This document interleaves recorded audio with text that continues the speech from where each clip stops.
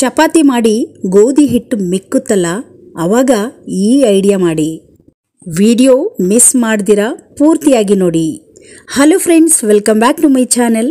ಇವತ್ತಿನ ವಿಡಿಯೋದಲ್ಲಿ ನಮ್ಮ ಗೃಹಿಣಿಯರಿಗೆ ತುಂಬ ಯೂಸ್ಫುಲ್ ಆಗುವಂತಹ ಟಿಪ್ಸ್ಗಳನ್ನು ತಂದಿದ್ದೀನಿ. ಬನ್ನಿ ಇವತ್ತಿನ ಮೊದಲನೇ ಟಿಪ್ಸನ್ನು ನೋಡ್ಕೊಂಬರೋಣ. ನಾನಿಲ್ಲಿ 1 ಸ್ಪೂನನ್ನು ತೊಗೊಂಡಿದ್ದೀನಿ. ಇದಕ್ಕೆ 1/4 ಚಮಚದಷ್ಟು ಅಡುಗೆ ಅರಿಶಿನವನ್ನು ಹಾಕ್ಕೊಳ್ಳಿ. ಇದಕ್ಕೀಗ ಸ್ವಲ್ಪ ಕೊಬ್ಬರಿ ಎಣ್ಣೆ, 1-2 ರಿಂದ 3 ಡ್ರಾಪ್ ಅಷ್ಟು ಕೊಬ್ಬರಿ ಎಣ್ಣೆ ಹಾಕ್ಕೊಂಡು ಇದನ್ನು ಚೆನ್ನಾಗಿ ಮಿಕ್ಸ್ ಮಾಡ್ಕೊಳ್ಳಿ. ಕಾಲು ಬೆರಳಿರುತ್ತಲ್ಲ, ಕಾಲು ಬೆರಳು ಸಂದಿಲಿ ಕೆಲವೊಬ್ಬರಿಗೆ ಇನ್ಫೆಕ್ಷನ್ ಆಗುತ್ತೆ. ಈ ಮಳೆಗಾಲದ ಟೈಮಲ್ಲಿ ಕೆಲವೊಬ್ಬರಿಗೆ ಇನ್ಫೆಕ್ಷನ್ ಆದಾಗ ಈ ಒಂದು ಟಿಪ್ಸನ್ನು ಫಾಲೋ ಮಾಡ್ಕೊಳ್ಳಿ. ನಾವು ಇದನ್ನು ಒಂದು ಸ್ವಲ್ಪ ಬೆಚ್ಚು ಮಾಡ್ಕೊಳ್ಳಿ. ಇದು ಸ್ವಲ್ಪ ಈ ಕೊಬ್ಬರಿ ಎಣ್ಣೆ ಸ್ವಲ್ಪ ಕಾಯಬೇಕು. ಅರಿಶಿಣ ಮತ್ತು ಕೊಬ್ಬರಿ ಎಣ್ಣೆ ಚೆನ್ನಾಗಿ ನೋಡಿ ಈ ಥರ ಕಾಯಬೇಕು. ಸ್ವಲ್ಪ ಬಿಸಿ ಆಗೋವರೆಗೂ ಬಿಟ್ಟು ತಣ್ಣಗಾದ್ಮೇಲೆ ಈ ಥರ ಕೈಗೆ ಸವರ್ಕೊಂಡು ಈ ಬೆರಳುಗಳ ಸಂಧಿ ಇರುತ್ತಲ್ಲ ಅಲ್ಲಿ ಈ ಒಂದು ಅರಿಶಿಣ ಪೇಸ್ಟನ್ನು ನೀವು ಸವರ್ಕೊಳ್ಳಿ. ಯಾವಾಗೆಲ್ಲ ನಿಮಗೆ ಈ ಥರ ಇನ್ಫೆಕ್ಷನ್ ಅಂತ ಗೊತ್ತಾಗಿದೆ, 3-4 ದಿನಗಳ ಕಾಲ ರಾತ್ರಿ ಟೈಮಲ್ಲಿ ಹಚ್ಚಿ ಬೆಳಗ್ಗೆ ಎದ್ದ ತಕ್ಷಣ ಉಗುರು ಬೆಚ್ಚಗಿರೋ ನೀರಲ್ಲಿ ತೊಳ್ಕೊಳ್ಳಿ. ಈ ರೀತಿ ಮಾಡೋದ್ರಿಂದ ಆ ಇನ್ಫೆಕ್ಷನ್ ಎಲ್ಲ ಕಡಿಮೆ ಆಗಿ ಅದರ ನೋವೆಲ್ಲ ಕಡಿಮೆ ಆಗ್ತಾ ಹೋಗುತ್ತೆ. ಟ್ರೈ ಮಾಡಿ ನೋಡಿ, ನಿಮಗೆ ಈ ವಿಡಿಯೋ ಯೂಸ್ ಆಗುತ್ತೆ. ಈಗ 2ನೇ ಟಿಪ್ಸನ್ನು ನೋಡ್ಕೊಂಬರೋಣ. ಇಲ್ಲೊಂದು ಅರ್ಧ ಗ್ಲಾಸಷ್ಟು ನೀರು ತೊಗೊಂಡಿದ್ದೀನಿ ಒಂದು ಬೌಲಲ್ಲಿ. ಇದಕ್ಕೆ 1 ಚಿಟಿಕೆ ಆಗಷ್ಟು ಅರಿಶಿನ ಪುಡಿ ಹಾಗೆ 1/2 ಚಮಚದಷ್ಟು ಪುಡಿ ಉಪ್ಪನ್ನು ಹಾಕಿ ಚೆನ್ನಾಗಿ ಮಿಕ್ಸ್ ಮಾಡ್ಕೊಳ್ಳಿ. ಇದಕ್ಕೀಗ ಒಂದು ಸ್ವಲ್ಪ ಗಂಧದ ಪುಡಿ, ಅಂದರೆ ಹಣೆಗೆ ಗಂಧ ಇಡುವಂತಹ ಗಂಧದ ಪುಡಿನ ಒಂದು ಸ್ವಲ್ಪ ಹಾಕ್ಕೊಳ್ಳಿ. ಸ್ಮೆಲ್ ಚೆನ್ನಾಗಿರುತ್ತೆ. ಈ ಒಂದು ಲಿಕ್ವಿಡ್ ದೇವ್ರ ಮನೆ ಕ್ಲೀನ್ ಮಾಡೋಕ್ಕಾಗಿರ್ಬೋದು, ಡೈನಿಂಗ್ ಟೇಬಲ್ ಮೇಲೆ ಕ್ಲೀನ್ ಮಾಡೋಕ್ಕಾಗಿರ್ಬೋದು, ತುಂಬ ಚೆನ್ನಾಗಿ ಯೂಸ್ ಆಗುತ್ತೆ. ಕಿಚನ್ ಕೌಂಟರ್ ಟಾಪ್ ಕೂಡ ಇದರಲ್ಲಿ ಕ್ಲೀನ್ ಮಾಡ್ಬೋದು. ಒಂದು ಸ್ವಲ್ಪ ಇದನ್ನು ಕೈಯಲ್ಲಿ ಈ ಥರ ಚಿಮ್ಮಿಸ್ಕೊಂಡು ಒಂದು ಒಣ ಬಟ್ಟೆಯಲ್ಲಿ ನೀಟಾಗಿ ಒರೆಸಿದ್ರೆ ಈ ಕೆಲವೊಂದು ನೊರ್ಜೆಯಂಥ ಸಣ್ಣ ಹುಳಗಳಾಗಿರ್ಬೋದು, ನೊಣಗಳಾಗಿರ್ಬೋದು ಏನು ಕೂಡ ಇದರ ಸ್ಮೆಲ್ಲಿಗೆ ಬರಲ್ಲ. ಈ ಒಂದು ಅರಿಶಿನ ಆ್ಯಂಟಿಬಯೋಟಿಕ್ ಆಗಿರೋದ್ರಿಂದ ಈ ಥರ ಲಿಕ್ವಿಡನ್ನು ಮಾಡಿ ಪೂಜಾ ಮನೆ ಆಗಿರ್ಬೋದು, ಡೈನಿಂಗ್ ಟೇಬಲ್ ಆಗಿರ್ಬೋದು ಎಲ್ಲ ನೀಟಾಗಿ ಒರೆಸ್ಕೊಬೋದು. ಯಾವುದೇ ಆದ ನೊರ್ಜೆ ನೊಣಗಳಂತಹ ಸಣ್ಣ ಸಣ್ಣ ಕ್ರಿಮಿಗಳು ಬರಲ್ಲ. ಟ್ರೈ ಮಾಡಿ ನೋಡಿ.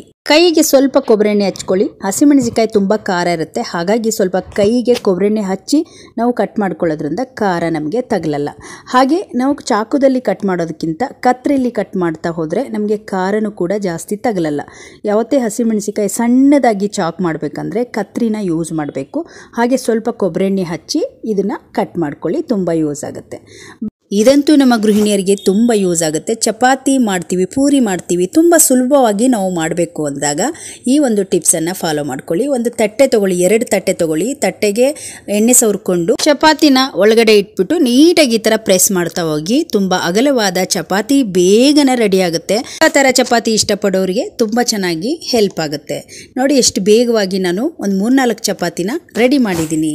ಕೆಲ್ಸಕ್ಕೆ ಹೋಗೋರಿಗೆ ಈ ಟಿಪ್ಸ್ ತುಂಬ ಯೂಸ್ ಆಗುತ್ತೆ. ಇದೇ ಥರ ಪೂರಿನೂ ಕೂಡ ಮಾಡ್ಕೋಬೋದು. ಇದಕ್ಕೆ ಲಟ್ಟಣಿಗೆ ಬೇಡ, ಮಣೆ ಬೇಡ, ಏನು ಬೇಡ. ಇದೇ 1-2 ತಟ್ಟೆಗಳಿದ್ರೆ ಸಾಕು. ತುಂಬ ಸುಲಭವಾಗಿ 4 ಪೂರಿನ ಒಂದೇ ಸಲ ಮಾಡ್ಕೋಬೋದು. ಬೇಕಿದ್ರೆ ಟ್ರೈ ಮಾಡಿ ನೋಡಿ, ತುಂಬ ಬೇಗ ಕೆಲಸ ಆಗುತ್ತೆ. ನಮ್ಮ ಗೃಹಿಣಿಯರಿಗೆ ಬೆಳಗ್ಗೆ ಎದ್ದರೆ ಈ ಒಂದು ಕೆಲಸ ತುಂಬ ಈಸಿಯಾಗುತ್ತೆ. ನೋಡ್ತಾ ಇರ್ಬೋದು ಎಷ್ಟು ಚೆನ್ನಾಗಿ ಬಂದಿದೆ ಪೂರಿ ಅಂತ. ಇದೇ ಥರ ತುಂಬ ಸುಲಭವಾಗಿ ನಾವು ಬೆಳಗ್ಗಿನ ಗಡಿಬಿಡಿ ಕೆಲಸವನ್ನು ತುಂಬ ಸುಲಭ ಮಾಡ್ಕೋಬೋದು. ಈಗ ಚಪಾತಿ ಬೇಯಿಸ್ಕೊಂಬರೋಣ. ನಾನು ಹಂಚೆ ಚೆನ್ನಾಗಿ ಕಾದಿದೆ ನೋಡಿ. ಇದನ್ನು ನೀವು ಪುಲ್ಕ ಚಪಾತಿನಾದರೂ ಮಾಡ್ಕೊಳ್ಳಿ, ಎಣ್ಣೆ ಹಾಕಿ ಆದರೂ ನೀವು ಮಾಡ್ಕೋಬೋದು. ಇಲ್ಲಿ ನಾನು ಪುಲ್ಕ ಚಪಾತಿನೇ ಮಾಡ್ತಾಯಿದ್ದೀನಿ. 2 ಕಡೆನೂ ಸ್ವಲ್ಪ ಸ್ವಲ್ಪ ಬೇಯಿಸ್ಕೊಂಬಿಡೋಣ. ನೋಡಿ ಎಷ್ಟು ಚೆನ್ನಾಗಿ ಚಪಾತಿ ಬಂದಿದೆ. ಮಣೆನೇ ಬೇಡ, ಲಟ್ಟಣಿಗೆನೇ ಬೇಡ. ಅಕಸ್ಮಾತ್ ಲಟ್ಟಣಿಗೆ ಇಲ್ಲ ಅಂದರೂ ಈ ಥರ ಸುಲಭ ವಿಧಾನದಲ್ಲಿ ಚಪಾತಿ ಪೂರಿಗಳನ್ನು ಮಾಡ್ಕೋಬೋದು. ನಮ್ಮ ಗೃಹಿಣಿಯರಿಗೆ ಈ ಚಪಾತಿ ಮಾಡೋ ಟಿಪ್ಸ್ ತುಂಬ ಯೂಸ್ ಆಗುತ್ತೆ. ಟ್ರೈ ಮಾಡಿ ನೋಡಿ.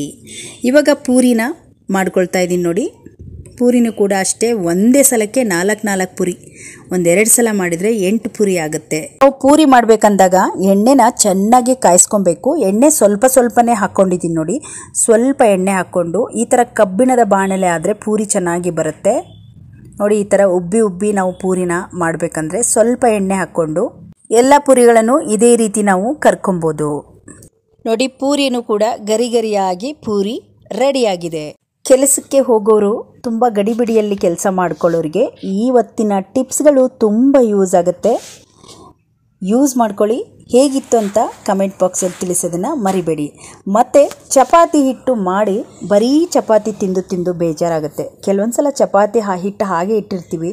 ಹಾಗೆ ಇಟ್ಟಿರೋ ಬದಲು ಒಂದು ದಿವಸ ಈ ಥರ ಒಂದು ಸ್ನ್ಯಾಕ್ಸ್ ಮಾಡಿ ನೋಡಿ. ಮಕ್ಕಳು ಇಷ್ಟಪಟ್ಟು ತಿಂತಾರೆ, ನಿಮಗೆಲ್ಲರಿಗೂ ಇಷ್ಟ ಆಗುತ್ತೆ. ಚಪಾತಿ ಹಿಟ್ಟನ್ನು ಚಕ್ಲಿ ಒಳಗೆ ಹಾಕಿ ಅದರಲ್ಲಿ ಶಾವಿಗೆ ಮಾಡುವಂತಹ ಒಂದು ಅಥವಾ ಮಿಕ್ಸರ್ ಮಾಡುವಂತಹ ಒಂದು ಬಿಲ್ಲೆನ ಹಾಕ್ಕೊಂಡು ಅದರಲ್ಲಿ ನೀವು ನ್ಯೂಡಲ್ಸ್ ಥರ ಮಾಡ್ಕೊಳ್ಳಿ. ಸ್ವಲ್ಪ ದಪ್ಪ ಇರುವಂಥದ್ದೇ ನೀವು ಬಿಲ್ಲೆನ ಹಾಕ್ಕೊಳ್ಬೇಕಾಗತ್ತೆ.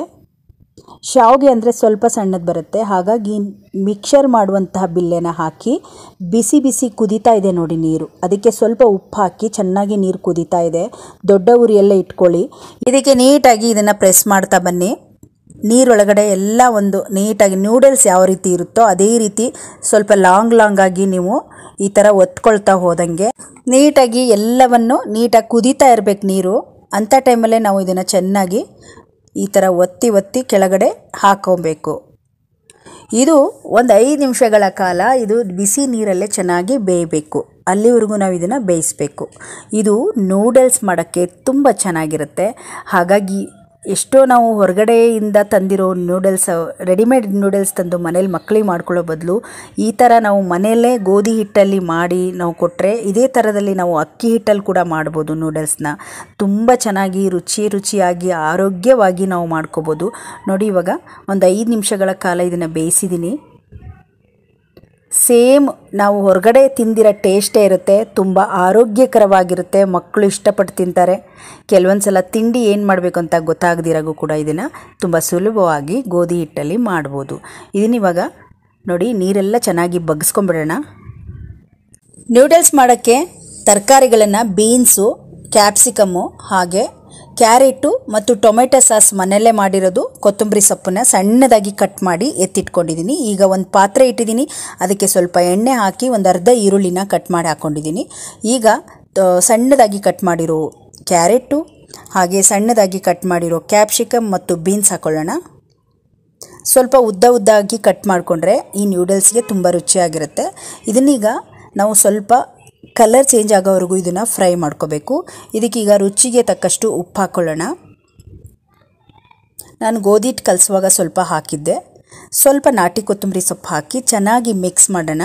ಇದು ಸ್ವಲ್ಪ ನಮಗೆ ಸ್ವಲ್ಪ ಕಲರ್ ಚೇಂಜ್ ಆಗೋವರೆಗೂ ನೋಡಿ, ಇವಾಗ ಚೇಂಜ್ ಆಗ್ತಾ ಇದೆ ಕಲರ್, ಅಲ್ಲಿವರೆಗೂ ಫ್ರೈ ಮಾಡಿ.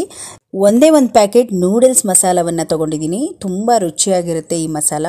ನಾವು ಬೇಕಿದ್ರೆ ನೂಡಲ್ಸ್ ಮಸಾಲ ಇಲ್ಲ ಅಂದರೆ ಮನೆಯಲ್ಲಿರೋ ಮಸಾಲಗಳ ಪೌಡ್ರ್ಗಳನ್ನೇ ಒಂದು ಸ್ವಲ್ಪ ಯೂಸ್ ಮಾಡ್ಬೋದು.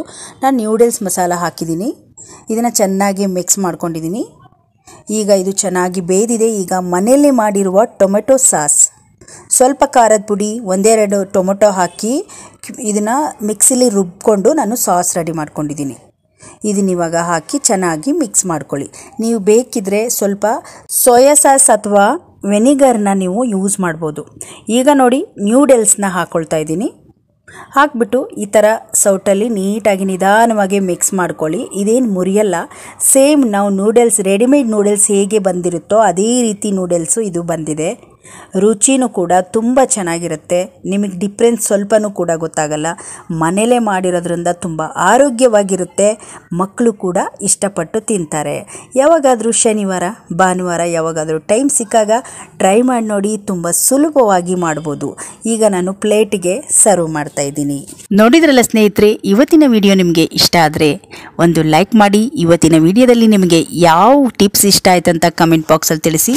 ಈ ವಿಡಿಯೋವನ್ನು ಶೇರ್ ಮಾಡಿ. ಹಾಗೆ ನಮ್ಮ ಚಾನಲನ್ನು ಸಬ್ಸ್ಕ್ರೈಬ್ ಮಾಡ್ಕೊಳ್ಳಿ. ಮತ್ತೆ ಮುಂದಿನ ಹೊಸ ವಿಡಿಯೋಗಳೊಂದಿಗೆ ಸಿಗೋಣ. ಅಲ್ಲಿಯವರೆಗೂ ಧನ್ಯವಾದಗಳು.